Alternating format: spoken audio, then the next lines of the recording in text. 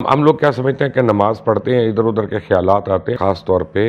برے خیالات، لیکن ایک راستہ وہ ہے جو آپ بھی اپنا سکتے ہیں اور ڈائریکٹ ابلیس سے جنگ کر سکتے ہیں۔ آج میں آپ سے وہ طریقہ شیئر کروں گا کہ اگر آپ وہ کرتے ہیں تو آپ کو میں گارنٹی کرتا ہوں انشاءاللہ کہ آپ کی عبادت میں خلل نہیں آئے گا۔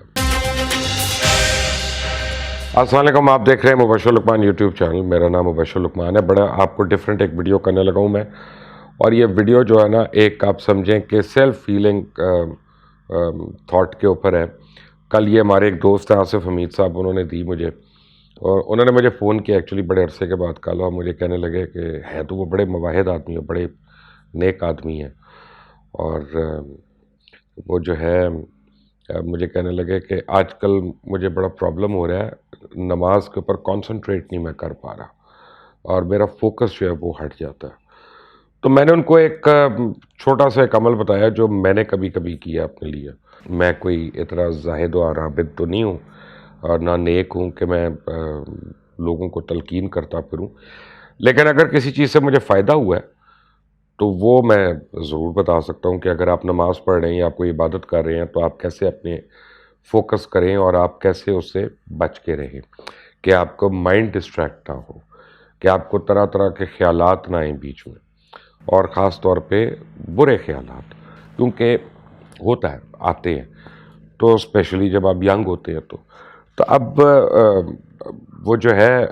ہر ایک کا اپنا طریقہ کار ہوتا ہے۔ کوئی آپ کو کہے گا کہ بادام کھایا کرو، اس سے میموری اچھی ہوتی ہے، تو تمہیں یاد نہیں کرنا پڑے گا، یاد نہیں کرنا پڑے گا تو فمبل نہیں ہوگا تو پھر ڈسٹریکشن نہیں ہوگی۔ لیکن میرا خیال ہے کہ اس کی بیسک ایک اسپرٹ کو سمجھنے کی ضرورت ہے کہ جب آپ نماز پڑھ رہے ہو تو آپ کو طرح طرح کے خیال کیوں آتے ہیں، یا جب آپ قرآن پاک پڑھ رہے ہوتے ہیں تو آپ کو ادھر ادھر کا خیال کیوں آتا ہے۔ میں نے یہ ایکسپیرینس کیا کہ جب میں اپنے مرحوم والدین کے لیے اور بھائیوں کے لیے روز فاتحہ پڑھتا ہوں رات کو، یا بچوں کے لیے آیت الکرسی پڑھنا یا کچھ کرنا، تو کبھی کبھی میں ڈسٹریکٹ ہو جاتا تھا۔ تو نماز میں اللہ کا شکر ہے یوزلی مجھے وہ نہیں پرابلم ہوئی کبھی۔ تو اب آپ کو ایک دم سے خیال کچھ اور آ گیا، آپ پڑھ رہے ہیں آیت الکرسی، آپ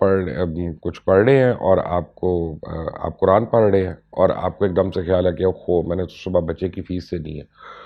تو وہ پیسے کہاں سے آئیں گے، تو آپ اس سوچ میں لگ جاتے ہیں، اچھا میں نے اس سے مانگنے ہیں تو اس سے لینی ہے، تو فلاں چیز کرنی ہے، اور وہ سارا آپ کا جو عبادت ہے وہ کولڈ سٹوریج میں چلی جاتی ہے۔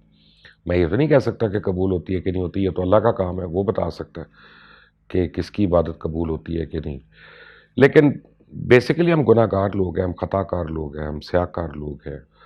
نہ چاہتے ہوئے بھی ہم سے غلطیاں ہو جاتی ہیں، نہ امید کرتے ہوئے بھی ہم سے ہو جاتی ہیں۔ بلکہ آج میں آپ سے وہ طریقہ شیئر کروں گا کہ اگر آپ وہ کرتے ہیں تو آپ کو میں گارنٹی کرتا ہوں انشاءاللہ کہ آپ کی عبادت میں خلل نہیں آئے گا، اور یہ ایک بڑا امپورٹنٹ ایک لیسن ہوگا ہر اس شخص کے لیے جو یکسوئی کے ساتھ جو عبادت کرنا چاہتا ہے۔ اور میں کوئی عالم نہیں ہوں، میں کوئی فاضل نہیں ہوں، میں ایک نارمل آدمی ہوں، تو if it works for me تو آئی ایم شیور کہ it will work for you. اگر مجھے اس کا فائدہ ہے تو آپ کو بھی اس کا فائدہ ہو سکتا ہے۔ ہوتا کیا ہے کہ اصل میں میں چھوٹا تھا تو امام جعفر کی میں نے ایک سینگ پڑھی تھی کہ امام جعفر کے پاس کوئی صاحب گئے، انہوں نے کہا کہ جی مجھے کیسے پتہ چلے گا کہ میری کوئی نماز قبول ہوئی ہے کہ نہیں ہوئی ہے؟ تو انہوں نے کہا کہ اگر دو نمازوں کے درمیان میں تم نے کوئی گناہ کبیرہ نہیں کیا تو اس کا مطلب ہے کہ تمہاری پچھلی نماز قبول ہو گئی۔ آپ دیکھیں نا، جیسے ہم پڑھتے ہیں کہ اہدنا الصراط المستقیم صراط الذین انعمت علیہم غیر المغضوب علیہم ولا الضالین، تو بیسیکلی ہم پناہ مانگ رہے ہیں کہ جی، اور اگر وہ دعا قبول ہو گئی تو اس کا مطلب ہے ہم نے اگلی نماز تک گناہ نہیں کیا، کیونکہ اگلی نماز میں ہم دوبارہ سے وہ پڑھ رہے ہیں۔ اور یہ وہ چیز ہے جو ہر ایک کو کرنی ہے، یعنی اتنا ہی دورانیہ ہے میرے اور آپ کے بھٹکنے کے لیے۔ ایک نماز سے دوسری نماز کے درمیان جو وقفہ ہے وہی ایک وقفہ ہے جس میں ہم بھٹک سکتے ہیں۔ تو میں جب شروع میں یہ دعائیں پڑھتا تھا رات کو تو مجھے کبھی کبھی وہ بھول جاتا تھا، یا خیال نہیں ہوتا تھا کہ میں نے کتنی پڑھی ہے، یا میرے خیال ہوتا تھا کہ اچھا میں ذرا یہ کر لوں کام، یہ میں لیٹ کر پڑھ لوں گا، پھر میں چھوڑ دیتا تھا۔ تو پھر مجھے خیال ہوا کہ اس کا فائدہ کس کو ہے؟ نقصان تو مجھے ہے کہ اگر میری عبادت صحیح نہیں ہوتی اور صحیح یکسوئی کے ساتھ نہیں ہوتی، لیکن فائدہ کس کو ہو رہا ہے؟ تو مجھے سمجھ آئی کہ اس کا فائدہ تو صرف ایک ذات کو ہے، وہ ابلیس، کیونکہ ابلیس نے قسم کھائی ہوئی اللہ کے آگے کہ میں نے تیرے بندوں کو بہکانا ہے، میں نے تیرے بندوں کو تیری عبادت نہیں کرنے دینی۔ تو اس کا مطلب ہے کہ یہ شیطان ہے، ابلیس ہے، جو آپ کے دل میں خیالات ڈال رہا ہے، جو آپ کے دماغ میں فطور ڈال رہا ہے، جو وسوسے ڈال رہا ہے، جو خوف ڈال رہا ہے۔ اور اسی وقت سارے خیال آ رہے ہیں کہ آپ کو خیال آیا، اگر آپ ینگ ہیں تو آپ کو خیال آ رہا ہے کہ اوہو فلاں لڑکی تو بڑی اچھی میں نے دیکھی، یا فلاں بندہ تو بڑا گڈ لک۔ تو یہ سارے جو اس وقت خیالات آنے، بیسیکلی تو یہ ابلیس کی اور اس کی محنت ہے، اس کا پھل ہے نا۔ تو اس کا طریقہ یہ میں نے اپنایا، جو میں نے اپنے لیے اپنایا، کہ میں آیت الکرسی اگر پڑھ رہا ہوں اور مجھے لگا کہ میں نے اس میں فمبل کر دیا یا کوئی مس ہو گیا، یہ کوئی غلطی ہو گئی، تو میں نے باواز بلند میں نے یہ وعدہ کیا، میں نے باواز بلند میں نے کہا ابلیس اگر میری بات سن رہا ہے نا تو سن لے، تو خبیث ہے، راندہ ہوا ہے۔ اگر تو مجھے بہکائے گا، ایک دفعہ میری آیت الکرسی غلط ہوگی، میں کم از کم 3 بار ہی پڑھوں گا۔ تو اگر اسی طرح میں ایک بار فاتحہ پڑھ رہا ہوں اور اپنے والدین کے لیے، اپنے بھائیوں کے لیے الگ الگ فاتحہ پڑھ رہا ہوں، تو اگر مجھے ایک باری کاؤنٹ میں بھولوں گا تو میں نئے سرے سے کم از کم 3 باری کروں گا وہ، تاکہ جتنی میں پھر عبادت کروں گا اتنا ہی تجھے نقصان ہے اور اتنا ہی تیرے لیے ملال ہے، تو تیرے لیے بہتر ہے اگر تم مجھے نہ بہکائیں، مجھے نہیں بہکائے گا، میری عبادت نہ خراب کریں، تاکہ میں اس کو بار بار نہیں کرنا شروع ہو جاؤں گا، وہ تیری جو ہے نا وہ شامت آنی ہے اس کے اوپر۔ یقین مانے اس کے بعد مجھے کبھی پرابلم نہیں ہوئی۔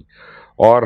یہ میں نے لوگوں کا دیکھا ہے، ہم لوگ کیا سمجھتے ہیں کہ نماز پڑھتے ہیں، ادھر ادھر کے خیالات آتے ہیں، ہم سجدہ صحف کر لیتے ہیں اور سمجھتے ہیں کہ ہم نے یہ پورا کر لیا۔ ٹھیک ہے، اگر ہم احکامات کے طور پہ دیکھیں، جو مذہب نے ہمیں احکامات دیے ہیں، تو سجدہ صحف جو ہے وہ ایک ضروری چیز ہے، اور وہ اللہ تعالیٰ نے ایک ہمیں راستہ دکھایا ہوا ہے۔ لیکن ایک راستہ وہ ہے جو آپ بھی اپنا سکتے ہیں اور ڈائریکٹ ابلیس سے جنگ کر سکتے ہیں، اور آپ کہہ سکتے ہیں کہ تو نے میری ایک نماز میں خلل ڈالا تو میں کم از کم 10 نوافل تو پڑھوں گا، اس کے بعد میں 15 نفل پڑھوں گا، میں 20 نفل پڑھوں گا، تاکہ تجھے اذیت ہو کہ تو نے میری ایک نماز خراب کرنے کی کوشش کی، اور اس کے بدلے میں نے کتنے زیادہ سجدے کر لیے اور کتنے زیادہ رکوع کر لیے، اور کتنی باری میں نے اپنے اللہ کے آگے حاضری دے دی، اور کتنی باری میں نے درود و سلام میں نے پڑھ لیا نبی پاک صلی اللہ علیہ وسلم کے لیے۔ تو آپ یہ سوچیں کہ آپ کو میں بتا دوں کہ ابلیس آپ سے دور ہو جائے گا، کم از کم آپ کی عبادت کے ٹائم پہ آپ سے دور ہو جائے گا کہ بھائی اس کو تنگ مت کرو، یہ تو پاگل ہے، یہ تو پتہ نہیں 3 باری پڑھ لے گا تو 4 باری پڑھ لے گا۔ کیونکہ بات یہ ہے کہ آپ کو اور مجھے اگر کوئی بہکا سکتا ہے اللہ تعالیٰ کی عبادت کرنے سے، تو وہ صرف اور صرف ایک ذات ہے، وہ ابلیس کی ذات ہے۔ تو آج یہ عہد کر لیں آپ اپنے آپ سے، اور میں نے بھی کیا ہوا ہے، میری ایک رائے ہے، ایک ایز اے مسلم آپ کو ایک عہد کر لیں باواز بلند، آپ ابلیس کو کہیں کہ تو راندہ ہوا ہے، اور تیرے اوپر ہم لعنت بھیجتے ہیں، تیری ہم ہر تعلیم پہ لعنت بھیجتے ہیں، اور ہم نے اللہ تعالیٰ کے آگے حاضری دینی ہے، ہم نے اللہ کو ہی جان دینی ہے، ہم نے اللہ اور اس کے انبیاء کرام سے پیار کرنا ہے، اور خاص طور پہ خاتم النبیین نبی پاک جو ہیں وہی ہمارے لیے محور اور مرکز ہیں، اور ان کی چھوڑی ہوئی سنت اور ان کی دی ہوئی جو حدیث ہے اور جو قرآن پاک ہمارے پاس ہے، ہم نے صرف اس پہ عمل کرنا ہے۔ اب اگر تو نے ہماری عبادت میں خلل ڈالا تو ابلیس میری عبادت جو ہے 3 گنا زیادہ ہو جائے گی، اور اس کے بعد آپ دیکھیں گے انشاءاللہ کہ یہ ابلیس آپ کے گھر سے ہی دم دبا کر بھاگ جائے گا۔ زیادہ ایفرٹ کرنے کی ضرورت نہیں ہے، آپ کو ایفرٹ صرف یہ کرنا ہے کہ آپ نماز اللہ کے لیے پڑھتے ہیں، اگر آپ کو اس سے کوئی بہکاتا ہے تو وہ اس کا فائدہ ابلیس کو ہے، کیونکہ اس نے ایک منحوس نے ایک قسم کھائی ہوئی ہے جس کو وہ پورا کرنے کے لیے وہ کرتا ہے۔ تو آپ نے جب زیادہ اپنی عبادت کو آپ زیادہ کر دیتے ہیں اور اس میں آپ انکریز کر دیتے ہیں، تو بیسیکلی تو آپ ابلیس کو ڈائریکٹلی نقصان پہنچا رہے ہیں۔ تو دونوں صورتوں میں آپ کا فائدہ ہے، سوچنے کی بات ہے، مجھے اس پہ اپنی رائے ضرور دیجیے گا۔ میں نے کہا میں کوئی عالم تو نہیں ہوں، میں تو بہت بڑا زیادہ علم تو نہیں رکھتا مثلا، لیکن میں کچھ چیزوں پہ میں یقین رکھتا ہوں۔ جیسے میں نے ایک دفعہ ہلکے سے پرائم منسٹر کو بھی میں نے کہا تھا، تو مجھے لگا تھا کہ ان کو ناگوار گزری ہے یہ بات، تو میں نے اس لیے نہیں پوچھ کی کیونکہ مذہب جو ہوتا ہے وہ ہر ایک کا ایک اپنا فیل ہوتا ہے اور اس نے اپنی قبر میں جانا ہے. تو میں جنرلی جب لوگوں کو دیکھتا ہوں جنرلی کہ جو تسبیح پڑھ رہے ہوتے ہیں، تو میں ایک سوال ضرور کرتا ہوں. میں اختلاف نہیں کرتا، میں سوال ایک کرتا ہوں کہ جب ہم اللہ سے مانگتے ہیں تو ہم اللہ سے بے حساب مانگتے ہیں، بغیر حساب کے مانگتے ہیں کہ اللہ تعالیٰ مجھے اتنا دے دے. تو جب ہم نے اللہ کی وحدانیت کی تعریف کرنی ہے، جب ہم نے اللہ کا نام پڑھنا ہے، تو ہم تسبیح کیوں پڑھیں، ہم گن کر کیوں پڑھیں، ہم بے تحاشا کیوں نہ پڑھیں کہ چلتے پھرتے اٹھتے بیٹھتے جتنا ہمیں موقع مل رہا ہے ہمیں صرف وہ 33 دفعہ کا حساب کیا رکھنا، unless and until کوئی عمل کر رہا ہے، unless and until کوئی خاص چیز پڑھ رہا ہے تو وہ ٹھیک ہے، وہ ایک ڈفرینٹ بات ہے. تو ایک سوچنے کی بات ہے یہ، اور میرا یہ خیال ہے کہ آج آپ کو اور مجھے مل کر ابلیس کو دوبارہ سے ایک میسیج دینا ہے تاکہ ہماری زندگیاں جو ہیں وہ بہتر سے بہتر ہوں، اور وہ اسی صورت ہو سکتا ہے کہ ہماری عبادات جو ہیں ان میں یکسوئی ہو. اگر اس میسیج آپ کو پسند آئے تو اس کو شیئر کریے گا تاکہ زیادہ سے زیادہ لوگوں تک پہنچے، اور اپنی رائے مجھے ضرور دیجیے گا کہ آپ کیا کرتے ہیں اپنے آپ کو، اپنی عبادت کو یکسوئی سے کرنے کے لیے اور ابلیس کو نیچا دکھانے کے لیے. Until the next time, اللہ حافظ.